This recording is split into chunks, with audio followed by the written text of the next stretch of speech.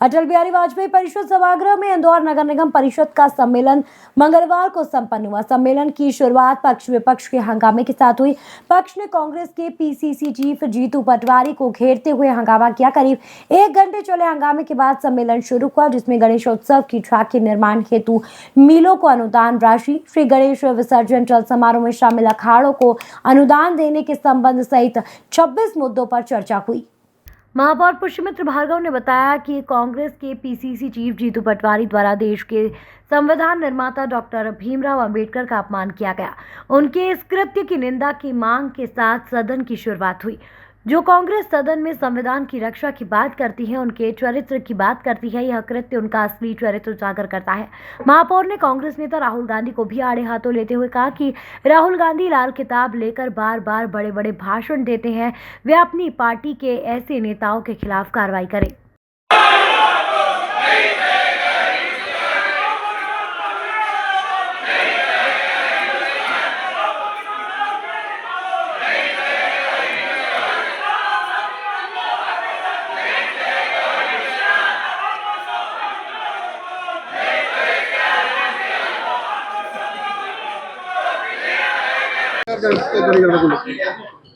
पहला तो वो है कि इतने एक साथ कांग्रेस के कार्यकर्ता वो जरा गिनती करके लिस्ट बना के दे दें। दूसरा ऐसा है कि उनकी गीदड़ भक्तियों से कोई डरने वाला नहीं है।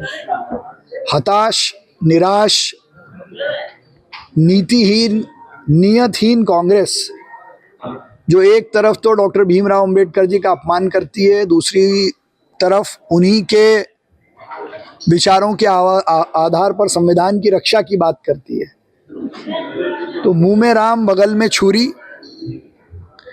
के साथ और इस आधार पर कांग्रेस की दोगली राजनीति देश की जनता समझ चुकी है।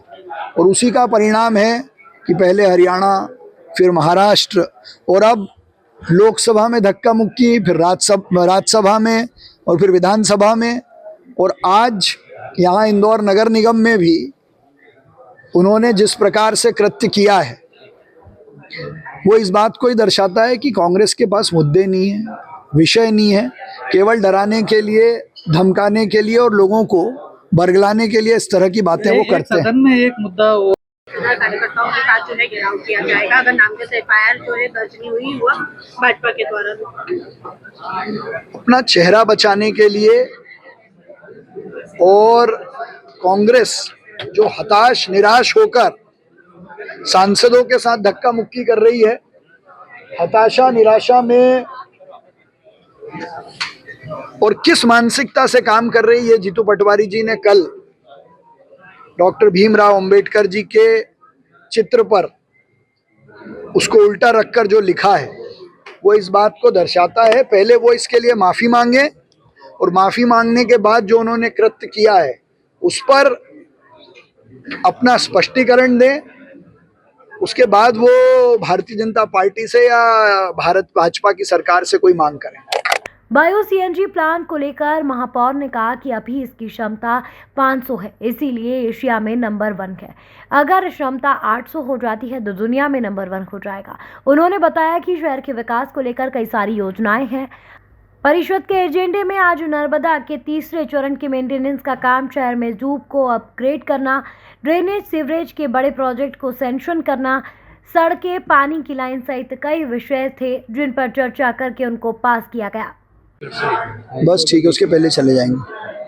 आज परिषद सम्मेलन रखा गया था। किन किन शहर विकास के मुद्दों पर सहमति बनी है और क्या इसका लाभ आने वाले समय में? शहर के चहुमुखी विकास को लेकर कई सारी कार्य योजनाएं हैं।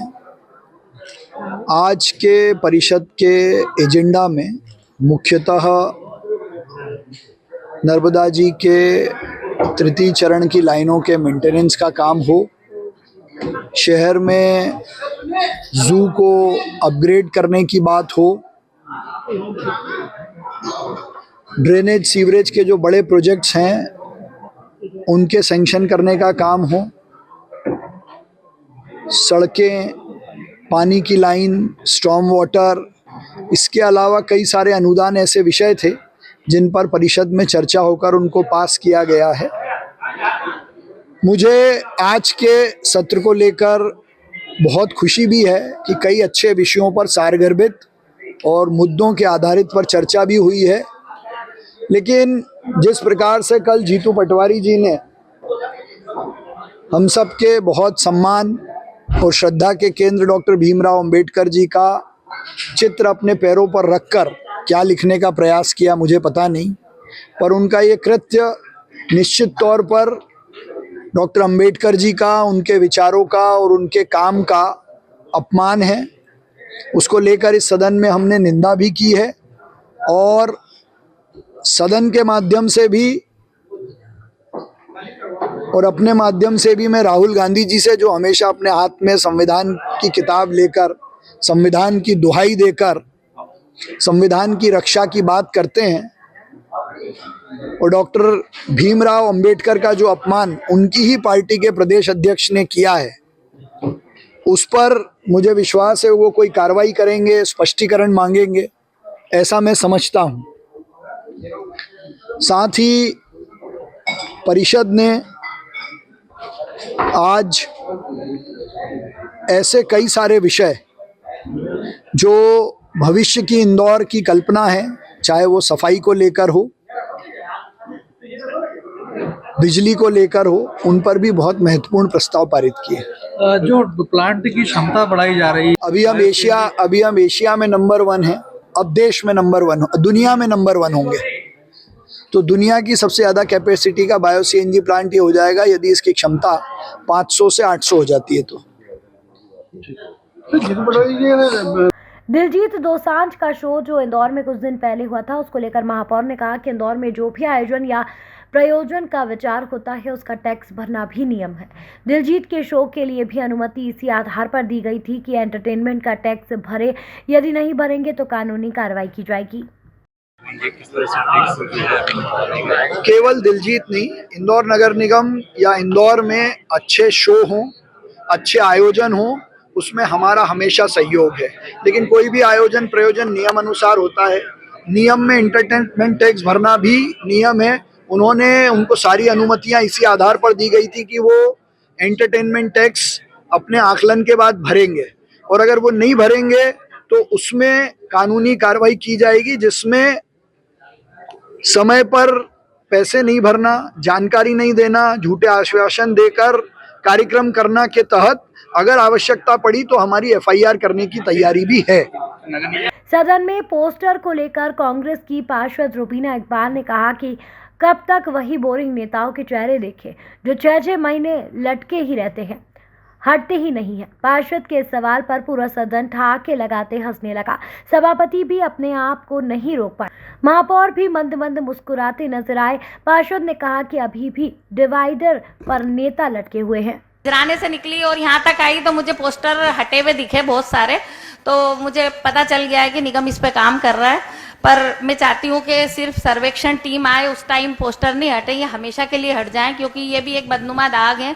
अब आप जिस तरह से प्रदूषण पे काम कर रहे हैं कि सांसों को प्रदूषण से खराब हो जाता है, दिल फेफड़े वगैरह, तो इसी तरह आंखों का प्रदूषण भी हम लोगों के लिए जरूरी है। हम कब तक के वो बोरिंग नेताओं के चेहरे देखें जो 6-6 महीने लटके ही रहते हैं, हटते ही नहीं है। जबकि एक गजट नोटिफिकेशन था कि भाई सड़क से 3 मीटर की दूरी के ऊपर पोस्टर लगेंगे। सुन तो लो यार, गजट नोटिफिकेशन था कि 3 मीटर की दूरी पे लगेंगे, लेकिन अभी डिवाइडर के ऊपर नेता लटके हुए। अरे डिवाइडर पे नेता लटके हुए, बैठ जाओ जी। अरे तुम बैठ जाओ, तो मेरे से एलर्जी है क्या? काय के लिए बैठ जाओ? सर बोलो ना। अरे होर्डिंग को लेके गुरुवार जी, सच्ची में सभापति जी जरा मना करो, बोलने दो मुझे। मेरा कहने का मतलब है, अरे अध्यक्ष जी व्यवस्था देके सुरेश कुरवाड़े जी को बिठवाओ। ये कुरवाड़े जी अभी आपका तात्पर्य समझ गया, प्रश्न समझ लिया मैं। अरे नहीं समझा अभी, बेटा मेरा मतलब है कि नहीं, अरे सुनो, पोस्टर लगे बेशक लगे, कोई हमको होर्डिंग भी लगे तो उससे आपत्ति नहीं है, लेकिन छपास वाले नहीं लगे हैं। नगर निगम अपना परिवहन को लेके जागरूक करने के लिए कुछ लगाए। मेरा ये कहने का मतलब, सुन तो लो, अच्छी बात कर रही हूँ, उसमें मेरा सुझाव भी है साथ में, प्रश्न के साथ जरा थोड़ा सुनने की क्षमता भी रखो। अच्छा श्रोता वही अच्छा वक्ता वो होता है जो श्रोता अच्छा होता है। जरा सुनो तो सही। तो मैं ये चाह रही हूँ आप और जी कि जैसे स्वास्थ्य को लेके अभी डेंगू मलेरिया फैल रहा था, उसको लेके निगम कोई पोस्टर लगा दे।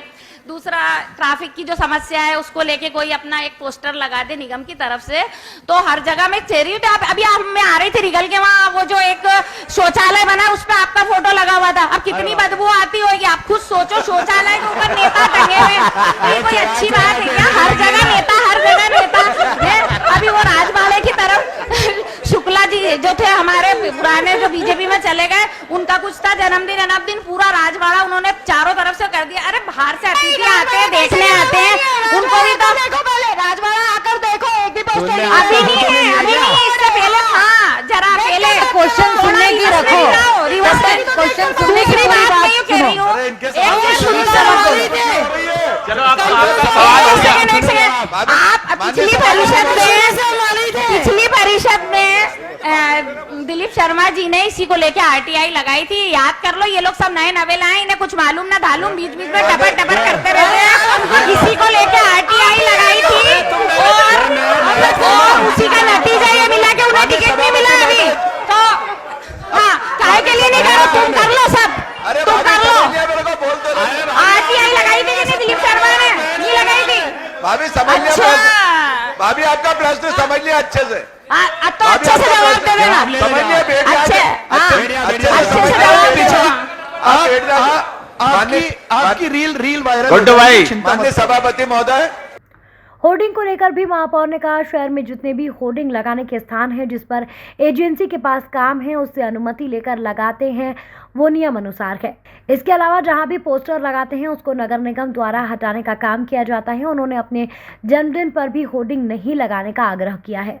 था कि होर्डिंग जो शहर में लगाए जाते हैं, आपने भी कई बार कहा है इसके लिए कि भाई होर्डिंग ना लगाए जाएं, लेकिन जन्मदिन और इसके होर्डिंग लगातार एक सप्ताह पहले से ही लगा दिए जाते हैं, तो इसको लेकर कोई गाइडलाइन या कुछ होगी? देखिए, शहर में जो होर्डिंग लगाने के नियत स्थान हैं, जेंट्री हैं, होर्डिंग्स हैं, यूनिपोल हैं, लॉलीपॉप हैं, ये जिस एजेंसी के पास हैं उनसे अनुमति लेकर यदि लोग लगाते हैं तो वो नियमानुसार है। इसके अलावा जहाँ भी लगते हैं वो नगर निगम तत्काल उनका रिमूवल करती है 1 दिन में। आगे से नहीं लगे इसकी चेतावनी हम लगातार देते हैं। दूसरा, जन नेता होने के नाते, जनप्रतिनिधि होने के नाते इसकी जिम्मेदारी हमारी भी है। तो एक तो उनका हम समय पर रिमूवल करेंगे, दूसरा हम शुरुआत अपने घर से करें। मैंने पिछली बार भी ये बात कही थी, मैं इस बार फिर कह रहा हूँ कि मैं अपने कार्यकर्ताओं से, दोस्तों से, इष्ट मित्रों से ये आग्रह करता हूं कि मेरे जन्मदिन पे वो कोई होर्डिंग ना लगाएं, और यदि लगाएंगे तो हम उनको हटाएंगे। सांसद शंकर लालवानी ने भी कांग्रेस को घेरते हुए कहा, जिस प्रकार से जीतू पटवारी ने प्रदर्शन के दौरान कृत्य किया है उसका जवाब उन्हें दिया जाएगा। सदन में पार्षद राजेश उदावत, राजेंद्र राठौर, बबलू शर्मा, प्रणव मंडल, फौजिया शेख, अलीम सहित सभी वार्ड के पार्षद मौजूद थे।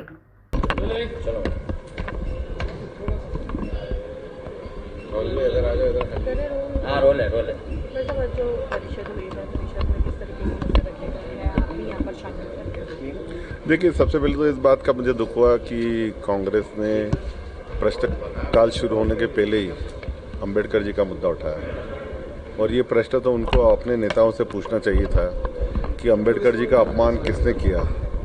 इतिहास गवाह है कि अंबेडकर जी ने संविधान बनाने में सबसे बड़ी भूमिका निभाई, वो संविधान बनाने के अध्यक्ष थे समिति के। और उसके बाद जब वो राजनीतिक चुनाव हुए, चुनाव में कांग्रेस ने ही अंबेडकर जी के खिलाफ अपना उम्मीदवार खड़ा किया अंबेडकर जी को हराने के लिए। और ये इतिहास गवाह है कि हम देख रहे हैं कि भारत रत्न तो इंदिरा गांधी को मिल गया, बाकी लोगों को मिला, लेकिन अंबेडकर जी को उन्होंने कभी भारत रत्न नहीं दिया। और इतिहास ये भी गवाह है कि देश में चाहे उनका जन्म स्थान हो, हमारे महू के पास में पटवा जी की भारतीय जनता पार्टी की सरकार थी, तब उन्होंने बनाया। चाहे उनका निर्माण स्थान हो, वो भी भारतीय जनता पार्टी की सरकार ने बढ़ाया। जहाँ वो पढ़ने गए बाहर, वहाँ उसका स्थान को विकसित किया और दिल्ली में भी एक स्थान विकसित किया। तो 5 ऐसे स्थान है, पंचतीर्थ जिसको कहा जाता है, पंचतीर्थ, वो भारतीय जनता पार्टी ने बनाया और बाबा साहब अम्बेडकर जी को भारतीय जनता पार्टी ने दिया। तो कांग्रेस को तो अपने गिलेमान में जानना चाहिए। तो इस प्रकार विषय को विषांतर करके और जहाँ होल्ले करने के लिए बहुत सारे स्थान है। परिषद में तो जनता की बातों को सदन में उठाना और सरकार परिषद से जो महापौर जी हैं, उनके सदस्य हैं, उनसे उनकी बातों की समस्याओं के बारे में चर्चा करना। अब वो यहाँ भी हंगामा करते हैं, दुर्भाग्यपूर्ण है। बाकी मुझे लगता है कि ये पार्षदों को इस प्रकार के प्रशिक्षण दिए जाने चाहिए कि कौन सी बात कहाँ रखना चाहिए। वैसा जो है पहले का जो घेराव है वो भी किया जाएगा, क्योंकि युवा भाजपा द्वारा जो है घेराव किया गया था और नामजद FIR नहीं हुई है। देखिए, जीतू पटवारी जी ने जो कल कहा, मेरा ऐसा मानना है कि वो अभी भ्रम में ही जी रहे हैं। जिस प्रकार कांग्रेस ने अम्बेडकर जी का अपमान किया, उनको अपने गिलेबान में झांकना चाहिए। बीजेपी के कार्यालय पर घेराव करेंगे तो आप लोग क्या करेंगे? उस समय देखेंगे, जवाब भी देंगे।